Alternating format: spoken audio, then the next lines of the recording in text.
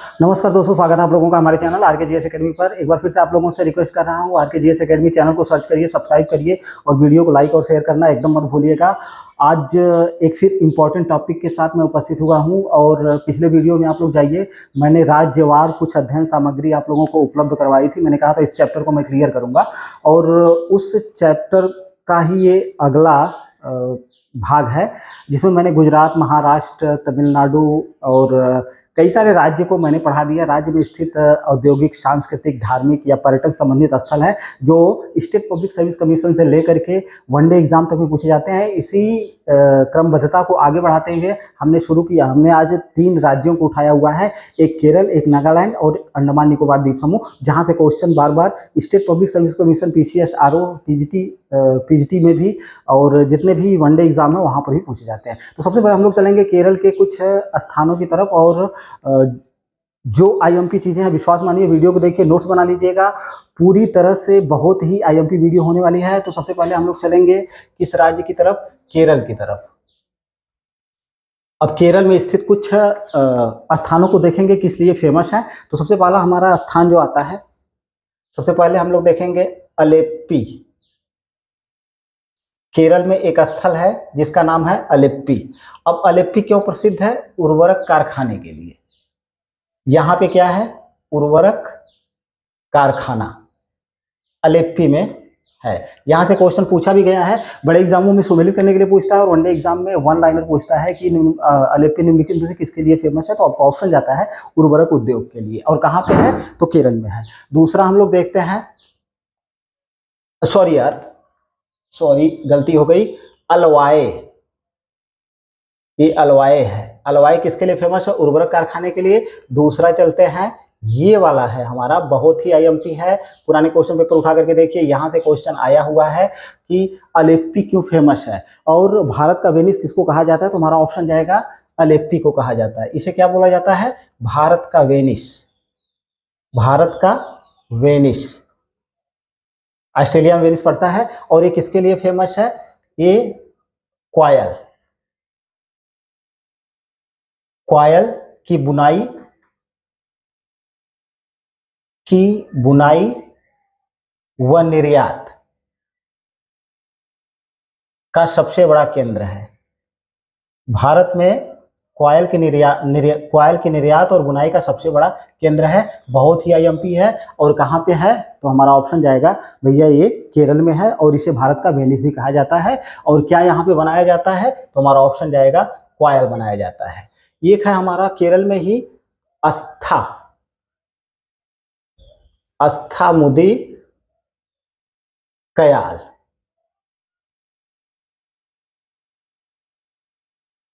ये केरल के कोल्लम, एक कोल्लम जिला है। किस जिले में है? तो हमारा ऑप्शन जाएगा कोल्लम जिले। कोल्लम जिले में स्थित एक पश्च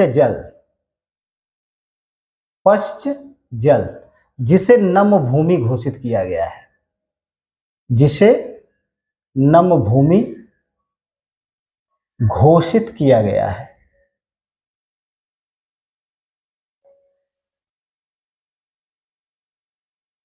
आईएमपी हैं ये सारे स्थल, बहुत ही आईएमपी हैं। पश्च जल है और इसे क्या घोषित किया गया है? आर्द्रभूमि या नम भूमि घोषित किया गया है। क्वेश्चन अगर करे कि केरल में किस किस स्थल को आर्द्रभूमि या नम भूमि घोषित किया गया, तो हमारा ऑप्शन जाएगा भैया अस्थमुदी कयाल को। और एक कहाँ पे है? तो हमारा ऑप्शन जाएगा भैया एक कोल्लम जिले में है। अब चौथा देखते हैं, कार्डमम पहाड़ियां। कार्डमम पहाड़ियां नहीं, इसको पर्वत करते हैं, कार्डमम पर्वत। ये केरल के इदुक्की जिले में है। इदुक्की जिले में स्थित, ठीक है। ये बहुत ही वीआईएमपी है, क्वेश्चन पूछा भी गया है कि ये कार्डमम कहाँ पे है। तो हमारा ऑप्शन जाएगा केरल में है। अगर उसका जिला पूछे तो हमारा ऑप्शन जाएगा इदुक्की जिले में स्थित है। और ये किस लिए फेमस है? तो यहाँ पे इलायची की बागानी कृषि की जाती है, ठीक है। तो ये किसके लिए फेमस है? तो हमारा ऑप्शन जाएगा यहाँ पर इलायची की बागानी कृषि की जाती है, की बागानी कृषि, यानी कि ये पर्वत किसके लिए फेमस है, तो हमारा ऑप्शन जाएगा ये इलायची के लिए फेमस है। ठीक है, अब अगला है पांचवा, ये तो हिस्ट्री में भी, हिस्ट्री वाले स्टूडेंट लोगों को भी पता होगा, कालीकट। कालीकट एक है क्या, ये केरल का जो कोझिकोड जिला है, किस जिले में है, कोझिकोड जिले में स्थित, जिले में स्थित एक पत्तन है, एक पत्तन है। और आप हिस्ट्री पढ़ेंगे तो यहाँ पर आप लोगों को पता होगा, या जिनको नहीं पता, जो नए स्टूडेंट है, तो यहीं पे वास्को डी गामा 1498 ईस्वी में आया था। 1498 ईस्वी में कौन यहाँ पर आया था, वास्को डी गामा यहीं पर उतरा था। ठीक है, आगे देखते हैं, एक है छठवां, कोक्की जलाशय, कोक्की जलाशय, ये है पथनाम, सॉरी पथनाम एक थिट्टा, पथनाम थिट्टा जिले में स्थित यह जलाशय है। पथनाम थिट्टा कहाँ पे है, तो हमारा ऑप्शन जाएगा, ये केरल का एक जिला है। और कोक्की जलाशय कहाँ पे स्थित है, तो अगर ऑप्शन है केरल तो केरल मारिए, अगर पथनाम थिट्टा जिला है तो पथनाम थिट्टा जिला मारेंगे। अगर जिले से सम्मिलित करने के लिए आता है जिले से सम्मिलित करिए, और अगर राज्य से सम्मिलित करने के लिए पूछता है तो राज्य से सम्मिलित करिए। अब इसकी विशेषता क्या है, किस जिले में है, पथनाम थिट्टा जिले में स्थित है। अब यहीं से पंबा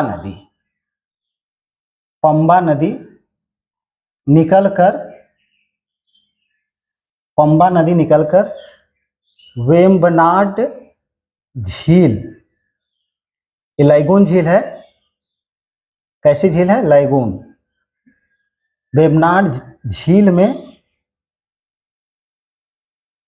गिरती है। और यहाँ से एक क्वेश्चन और आया हुआ है, देखिए यहाँ पे अगर पूछे कि भैया पंबा नदी कहाँ से निकलती है, तो कोक्की जलाशय से निकलती है, और पथनाम थिट्टे जिले में स्थित है ये पंबा नदी का अगर पूछे तो आप कोक्की जलाशय मारिएगा। और अगर पूछता है कि वेम्बनाड झील, ये पंबा नदी कहाँ पे गिरती है, तो हमारा ऑप्शन जाएगा वेम्बनाड झील में गिरती है। ठीक है, और ये वेम्बनाड झील में गिरती है, और पंबा नदी की एक सहायक नदी है। ये क्वेश्चन आईएएस में पूछा गया है कि सहायक नदी पंबा की कौन सी है, मणिमाला, तो हमारा ऑप्शन जाएगा मणिमाला। क्वेश्चन पूछा गया इसलिए आपको भी याद करके रखना है, क्वेश्चन रिपीट होते रहते हैं। तो मणिमाला किसकी सहायक नदी है, तो हमारा ऑप्शन जाएगा पंबा की सहायक नदी है। ठीक है, तो कोक्की जलाशय हमने देख लिया। अब एक अगला है सातवां, बहुत ही VIMP, कोचीन।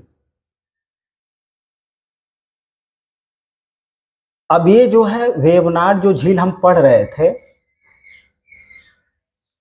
नाड झील के मुहाने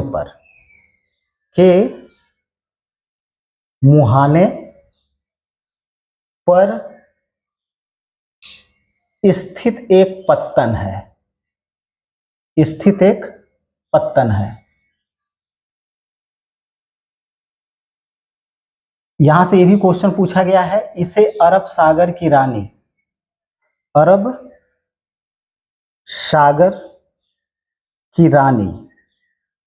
इसे अरब सागर की रानी की उपमा भी प्रदान की गई है, किसको, तो हमारा ऑप्शन जाएगा कोचीन को। ठीक है, आगे चलिए, आगे इससे कौन सा फैक्ट IMP बनता है, नहीं वेवनाड झील तो हो गया है, ये वेवनाड लाइगून झील है, और ये इसकी मतलब यहाँ से पंबा नदी वेवनाड झील में गिरती है, और मणिमाला इसकी सहायक नदी है, ये हो गया है। कोचीन के बारे में, जैसे पत्तन है तो जहाँ पे हम लोग पत्तन के बारे में पढ़ेंगे, वहाँ पे कोचीन के बारे में डिटेल में पढ़ लेंगे, क्या आयात होता है, क्या निर्यात होता है, या क्या इसकी पुराना पत्तन है, या प्राकृतिक पत्तन है, बंदरगाह है, या कैसा है, ये सारी चीज़ें वहाँ पे पढ़ेंगे। ठीक है, अभी हम राज्यवार अध्ययन कर रहे हैं, सातवां हो गया। अब आठवां चलते हैं, तिरुवनंतपुरम,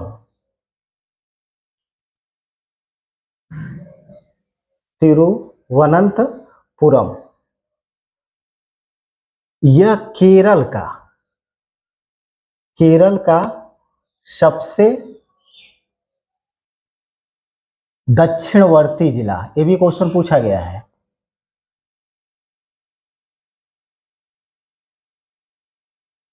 केरल का सबसे दक्षिणवर्ती जिला कौन सा है? तो हमारा ऑप्शन जाएगा तिरुवनंतपुरम है। ठीक है, तो ये वाला भी फैक्ट बहुत ही वीआईपी है आप लोगों के लिए।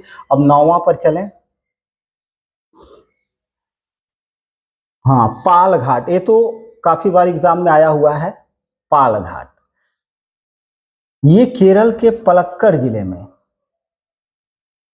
पलक्कड़ जिले में कार्डमम कार्डमम एवं नीलगिरी नीलगिरी पहाड़ियों के मध्य मध्य स्थित एक घाट। यहां की विशेषता क्या है कि यहां से तमिलनाडु के लिए रेल व सड़क, रेल प्लस सड़क मार्ग बनाए गए हैं।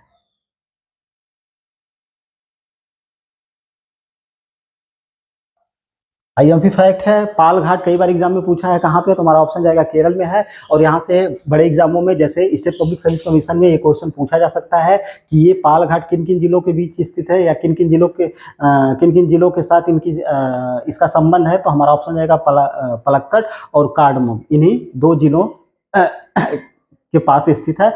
और एक किन पहाड़ियों सॉरी पलक्कड़ जिले में स्थित है, और एक किन किन पहाड़ियों के मध्य स्थित है। ये वाला फैक्ट आईएमपी है, कार्डमम और नीलगिरी के मध्य स्थित है। कौन सा? ये पाल घाट। बहुत ही आईएमपी है। किन किन पहाड़ियों के मध्य स्थित है? तो हमारा ऑप्शन जाएगा कार्डमम और नीलगिरी के मध्य स्थित है। और ये घाट जो है यहाँ से कहाँ के लिए सड़क और रेलमार्ग बनाए गए हैं? तो हमारा ऑप्शन जाएगा तमिलनाडु के लिए, यहाँ से सड़क और रेलमार्ग दोनों बनाए गए हैं। ये एक और देख लेते हैं, 10वां, विजिंगम। ये क्या है? फिशिंग हार्बर है। यहां से मछलियां पकड़ी जाती हैं। फिशिंग हार्बर या पत्तन कह सकते हैं आप इसको। और यहां की एक विशेषता है कि यहां एशिया का पहला पहला सौर ऊर्जा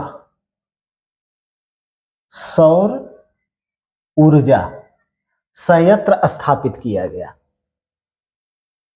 संयंत्र स्थापित किया गया, आईएमपी फैक्ट है। और इसी के पास थुम्बा में विक्रम साराभाई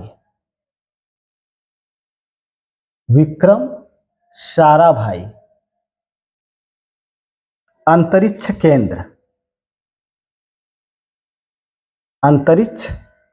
केंद्र स्थित है, जो इसरो का सबसे बड़ा केंद्र है।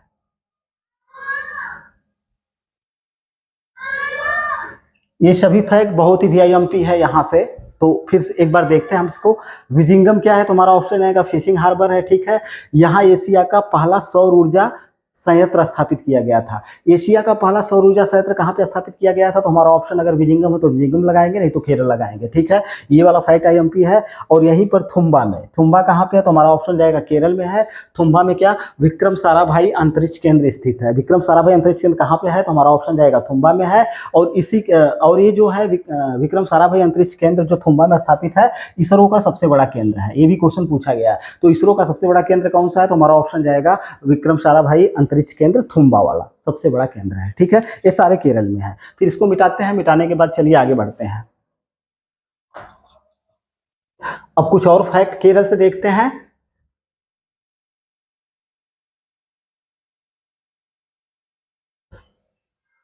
नोट्स तैयार कर लीजिएगा, बहुत ही वीआईएमपी क्लास है। सारे फैक्ट मैं मेहनत से तैयार करता हूं और आप लोगों के बीच लाता हूं, जो कि आपके एग्जाम के लिए आईएमपी हो या यूजफुल हो। ठीक है, तो चलिए आगे चलते हैं। अब वेवनाड झील के बारे में विशेष अध्ययन थोड़ा सा जरूरी है, क्योंकि यहाँ से क्वेश्चन आया हुआ है। अगला देखें आप, क्रम आप लोग कर लीजिएगा। थोड़ा भीग गया है इसलिए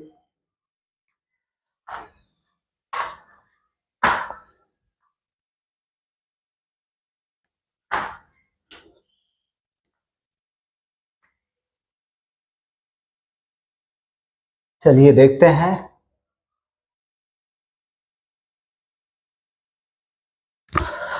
एक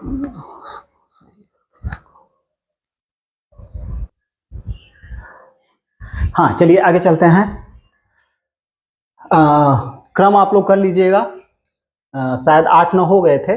फिलहाल यहाँ पे मैं एक ही नंबरिंग करूंगा, नंबर में मानते हैं एक। अब हमारा आएगा वेबनाड झील। वेबनाड झील। अब यहाँ से देखिए, पुराने क्वेश्चन पेपर उठा करके देखिए, यहाँ से क्वेश्चन पूछा गया है कि वेबनाड झील जो है केरल के किन किन राज्यों की सीमा पर स्थित, सॉरी यार, किन किन जिलों की सीमा पर स्थित है। ये क्वेश्चन बहुत ही VIMP है। तो अगर इसके सॉरी डिस्ट्रिक्ट की अगर बात करें तो ये वेबनाड झील जो हमारा है, ये केरल के अलपुजा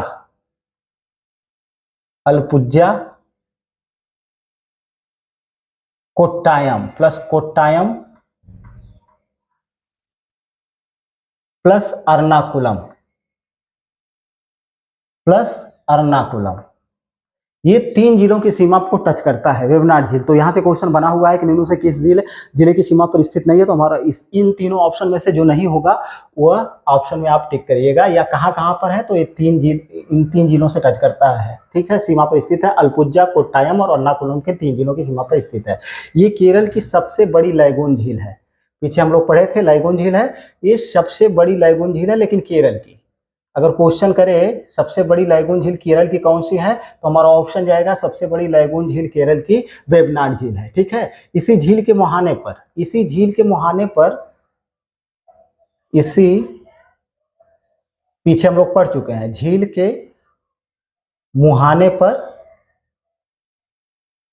कोचीन पत्तन स्थित है।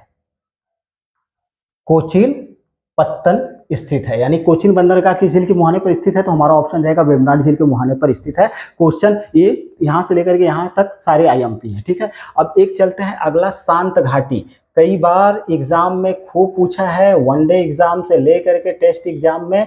तो ये पश्चिमी घाट पर स्थित एक बायोडाइवर्सिटी से संपन्न एरिया है ये। तो शांत घाटी ये केरल में ही है, और इसकी अगर बात करें तो वनों से आच्छादित है, पूरा वनों से आच्छादित, जैव विविधता के दृष्टिकोण से काफी समृद्ध है शांत घाटी। ठीक है, और अगर यहाँ पे बात करें तो यहाँ से एक बार क्वेश्चन ये भी आया हुआ है कि कुंती नदी यहीं से निकलती है, यहीं से निकलती है। कहां से?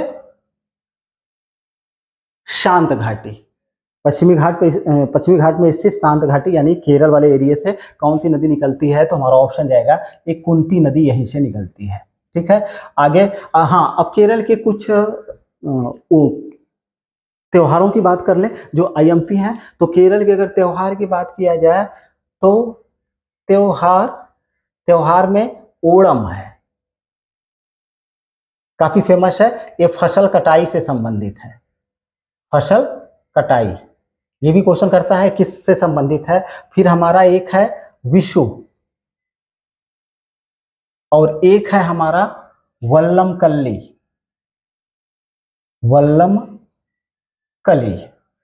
ये वल्लम कली क्या है, जो केरल में नौका दौड़ होता है उसी को वल्लम कली कहा जाता है।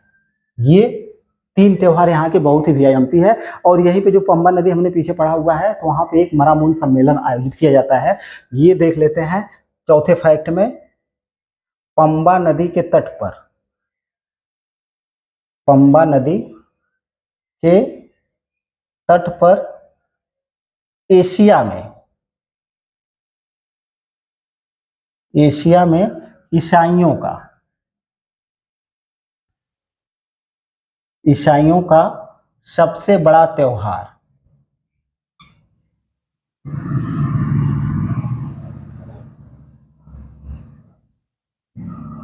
त्योहार सम्मेलन कह सकते हैं, मरामोन सम्मेलन।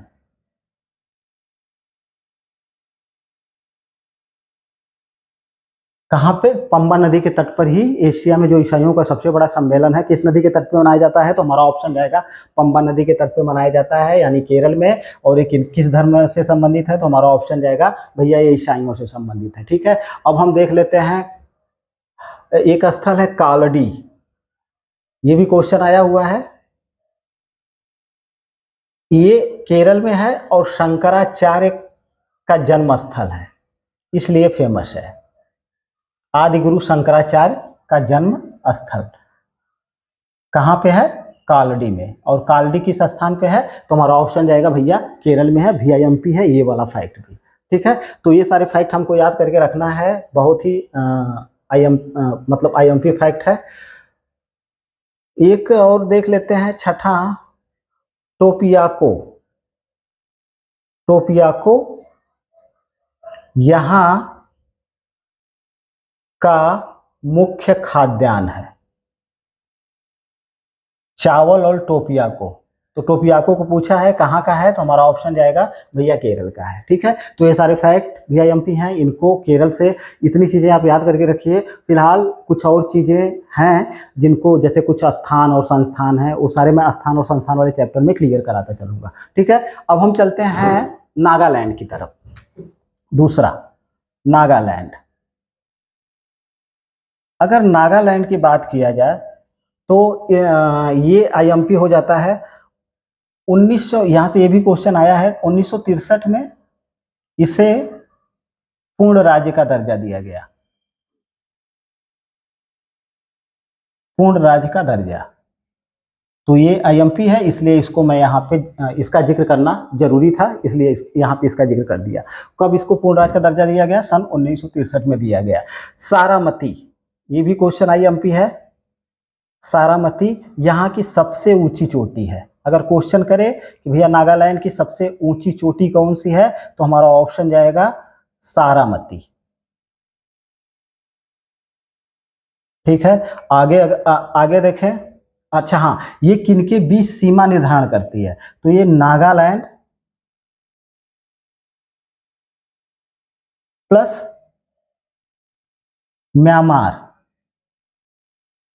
म्यांमार के बीच एक प्राकृतिक सीमा रेखा बनाती है।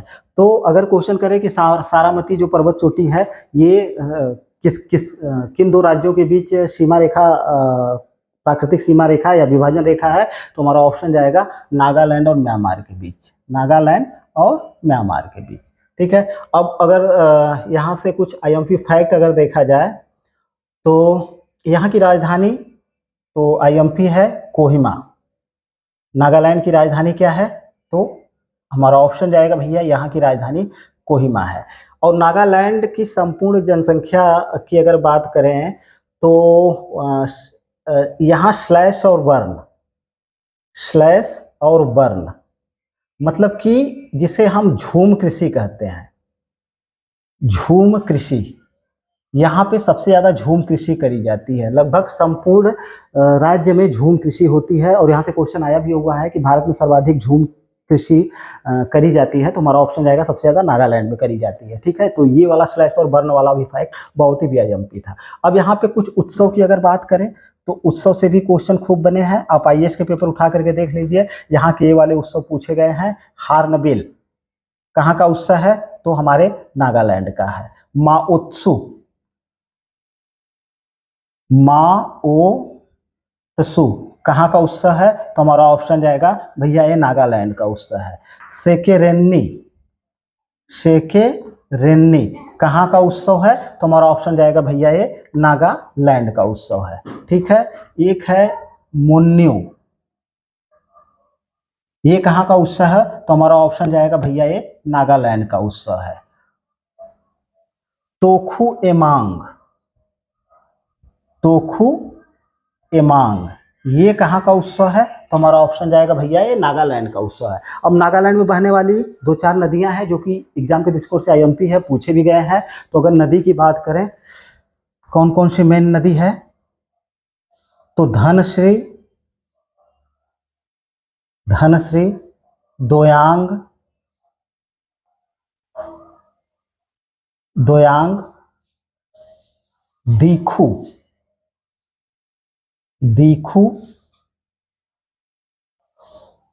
और झांझी यहाँ की प्रमुख नदियां हैं। तो नागालैंड से फिलहाल इतना ही, इतनी सारी चीजें हमको याद करके रखना है। यहाँ का 1963 में इसको पूर्ण राज्य का दर्जा दिया गया है। सारामती कहाँ की चोटी है, तो हमारा ऑप्शन जाएगा नागालैंड की चोटी है। और किन किन राज्यों के बीच सीमा रेखा निर्धारित करती है, तो नागालैंड और म्यांमार के बीच। स्लैश और बर्न कृषि कहाँ पर सर्वाधिक प्रचलित है, तो हमारा ऑप्शन जाएगा भैया, जिसे झूम कृषि कहा जाता है, तो हमारा ऑप्शन जाएगा नागालैंड में। इसके बाद हार्नबिल, माओशू, सेकेरेन्नी, मोन्यू, तोखू, एमांग, ये कहाँ के उत्सव हैं, ये हार्नबिल, माओशू और सेकेरेन्नी खूब पूछे गए हैं, तो हमारा ऑप्शन जाएगा नागालैंड के हैं। धनश्री, दोयांग, दीखू, दोयांग, दीखू और झांझी कहाँ की नदियां हैं, तो हमारा ऑप्शन जाएगा नागालैंड की नदियां हैं। चलिए थोड़ा सा और देख लेते हैं, इसके बाद इस क्लास को क्लोज करेंगे।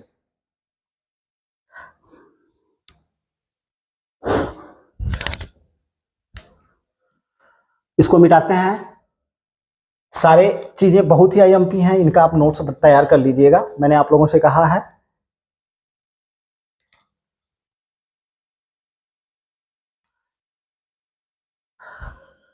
नागालैंड हो गया। अब हम लोग चलेंगे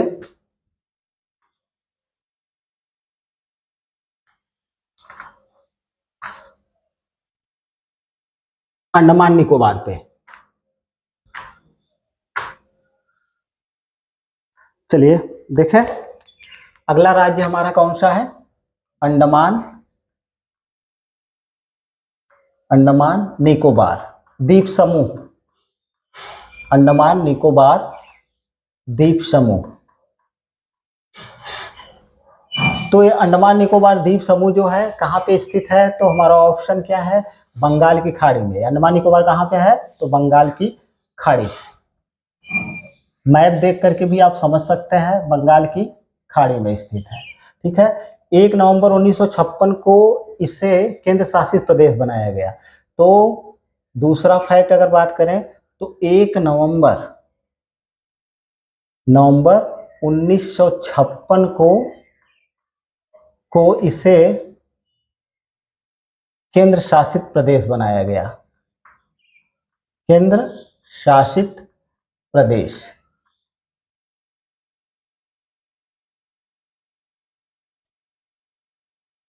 अगला फैक्ट देखें, भारत का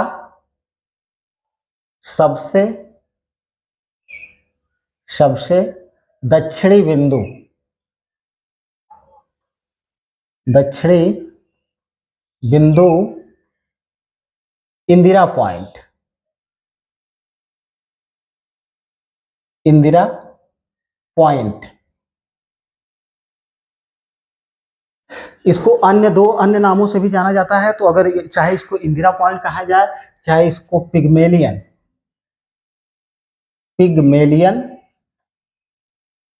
चाहे इसको पिग्मेलियन पॉइंट कहा जाए, चाहे इसका एक नाम ला ही चिंग है, ला ही चिंग। तो भारत का सबसे दक्षिणी बिंदु, जिसको क्या क्या किन किन नामों से जाना जाता है, इंदिरा पॉइंट के नाम से जाना जाता है, पिग्मेलियन पॉइंट के नाम से जाना जाता है, और लाही चिंग के नाम से जाना जाता है। कहाँ पे स्थित है लाही चिंग, ग्रेट निकोबार, जिसे बड़ा निकोबार कहते हैं, ग्रेट निकोबार में स्थित है, ग्रेट निकोबार में स्थित है। ये ट्रेडिशनल क्वेश्चन है, खूब एग्जाम में आया है। ठीक है, अब अगर प्रमुख द्वीप की अगर बात करें, चौथे में यहाँ के प्रमुख जो द्वीप हैं वो कौन कौन से हैं, तो एक हमारा ग्रेट निकोबार है ही, ग्रेट निकोबार, फिर इसके बाद चोवा टेरेसा, चोवा टेरेसा है,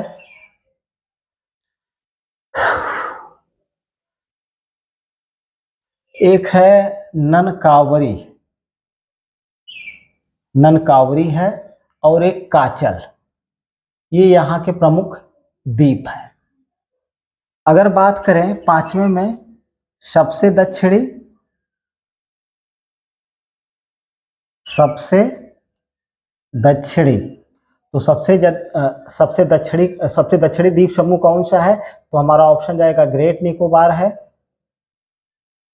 ग्रेट निकोबार, ये सबसे दक्षिणी है। और अगर बात करें हम सबसे उत्तरी की,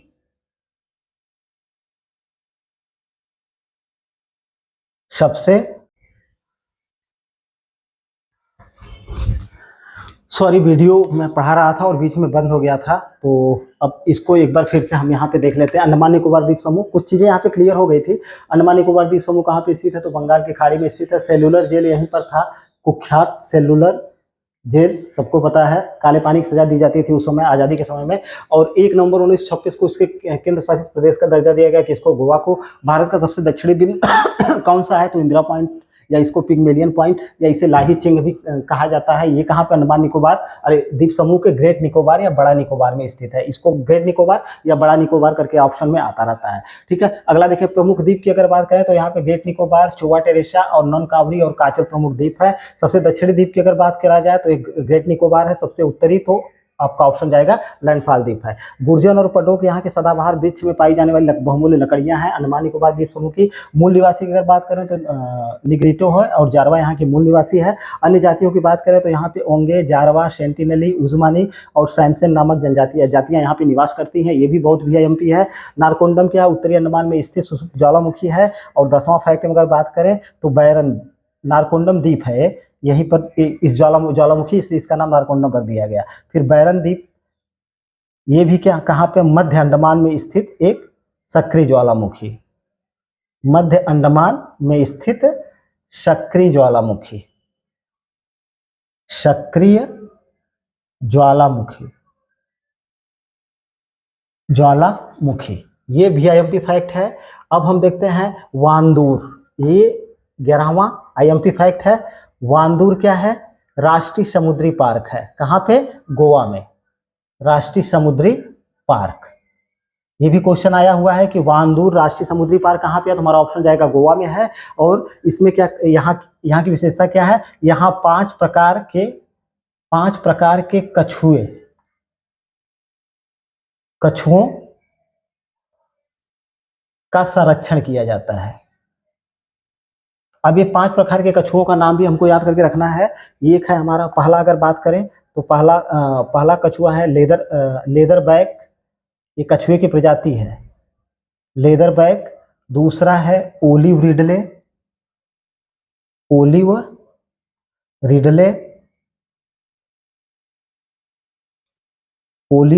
रिडले। एक है तीसरा ग्रीन हॉक्स बिल। और चौथे की अगर बात करें leatherback, olive ridley, green hawksbill, 3 हो गए। लागर हेड, ये 4 प्रकार के कछुए हैं। हालांकि 5 प्रकार के कछुओं का जिक्र आता है, लेकिन ये ग्रीन हॉक्स बिल, लागर हेड, ओलिव रिडले, लेदरबैक, ये सब कछुओं की प्रजातियां, इतना आप याद करके रखिएगा। और ये कहाँ पे? राष्ट्रीय समुद्री पार्क वांदूर के में इनका प्रजनन कराया जाता है, इनका संरक्षण कराया जाता है। ठीक है, तो ये सारी चीज़ें, एक का नाम मुझे याद नहीं आ रहा है तो फिलहाल कोई बहुत ज़रूरी भी नहीं है, लेकिन यहाँ से ये वाला ओलिव रिडले तो बहुत ही एग्जाम में पूछा गया है, क्योंकि गहिरमाथा जो है उड़ीसा वाला, वहाँ पे प्रजनन के लिए अंडमान से ओलिव रिडले कछुओं की प्रजातियाँ वहाँ पे जाती है। तो ये 3-4 प्रजातियाँ हैं जो यहाँ पे पाई जाती हैं। फिलहाल वीडियो देखने के लिए बहुत बहुत धन्यवाद। प्लीज़ चैनल को लाइक करिए, चैनल को सब्सक्राइब करिए और वीडियो को लाइक एंड शेयर करना मत भूलिएगा। फिर मिलते हैं एक बार फिर से नेक्स्ट वीडियो में किसी इंपॉर्टेंट टॉपिक को लेकर के, तब तक के लिए धन्यवाद।